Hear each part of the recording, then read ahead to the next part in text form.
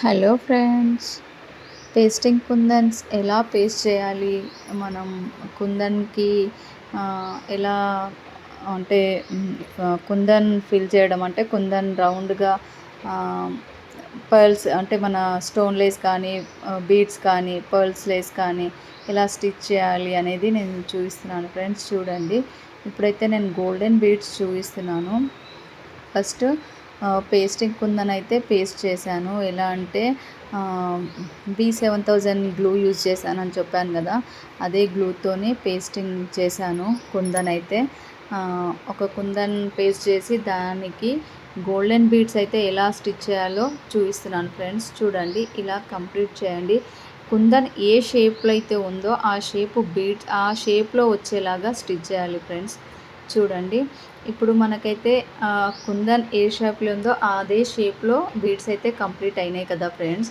నేను పక్కనే చూడండి ఒక రౌండ్ కుందను ఒక షేప్ కుందను మళ్ళీ పేస్ట్ చేశాను. ఇప్పుడు పేస్టింగ్ చేసిన కుందన్కైతే నేను చిన్న స్మాల్ సైజు గోల్డెన్ బీడ్స్ అయితే స్టిచ్ చేస్తున్నాను ఫ్రెండ్స్. ఎందుకు అంటే ఆ కుందన్కి నేను బీడ్స్ తర్వాత వేరే ఒక ఫ్రేమ్ అయితే పెట్టి చూపిద్దాం అనేసి అనుకుంటున్నాను ఫ్రెండ్స్. అంటే కుందన్ ఫ్రేమ్స్ అంటే ఇస్తారు ఫ్రెండ్స్. చూడండి, నేను ఇప్పుడు ఈ కుందన్కి ఆల్రెడీ చిన్న స్మాల్ సైజు గోల్డెన్ బీడ్స్ అయితే ఏ షేప్లో ఉందో ఆ షేప్ కంప్లీట్ చేశాను.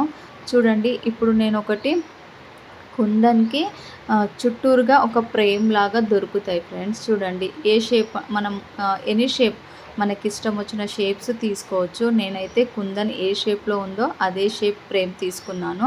చూడండి ఎలా ఫిక్స్ చేశానో. మనం ఫస్ట్ కుందన్ పేస్ట్ చేసి దాని చుట్టూరుగా బీడ్స్ అయితే వేసాం కదా, అది ఆ ఫ్రేమ్లో ఫిక్స్ అయ్యేలాగా అదే సైజులో తీసుకున్నాను ఫ్రెండ్స్. చూడండి, ఇప్పుడైతే నేను ఆ ఫ్రేమ్ని గ్లూతో పేస్ట్ చేశాను.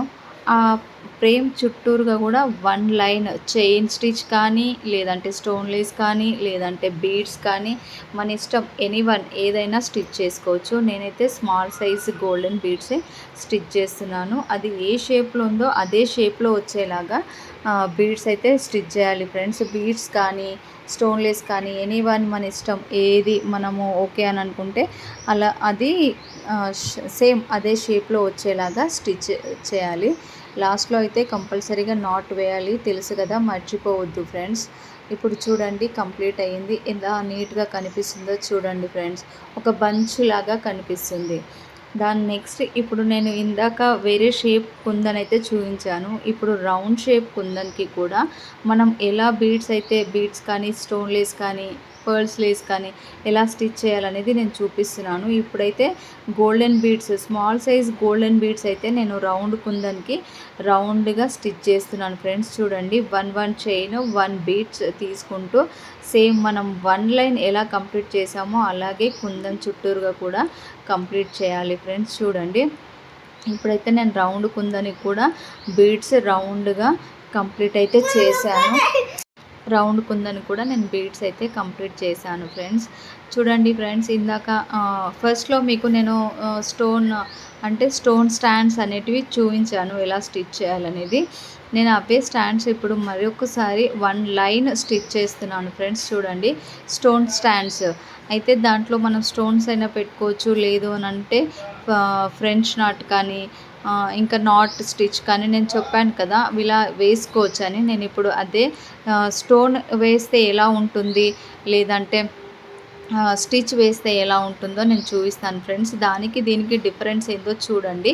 ఇప్పుడైతే స్టోన్ స్టాండ్స్ ఎలా స్టిచ్ చేయాలో మీకు తెలుసు కదా. 1 చైన్ 1 స్టోన్ స్టాండ్ తీసుకొని మిడిల్లో కూడా చైన్ వచ్చేలాగా వేయడం చూపించాను. సేమ్ అదే విధంగా 1 లైన్ అయితే కంప్లీట్ చేశాము. ఇప్పుడు నేను ఒక ఫ్లవర్ డిజైన్ అయితే చూపిస్తున్నాను ఫ్రెండ్స్. ఎందుకు అని అంటే మీకు స్టోన్స్కి థ్రెడ్కి డిఫరెన్స్ చూపిస్తామని ఒక ఫ్లవర్ డిజైన్ అయితే వేస్తున్నాను.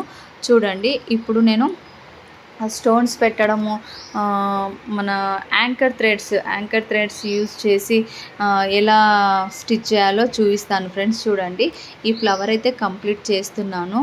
స్టోన్ స్టాండ్స్తోని ఫ్లవర్ అయితే కంప్లీట్ చేస్తున్నాను ఫ్రెండ్స్. చూడండి ఒకసారి.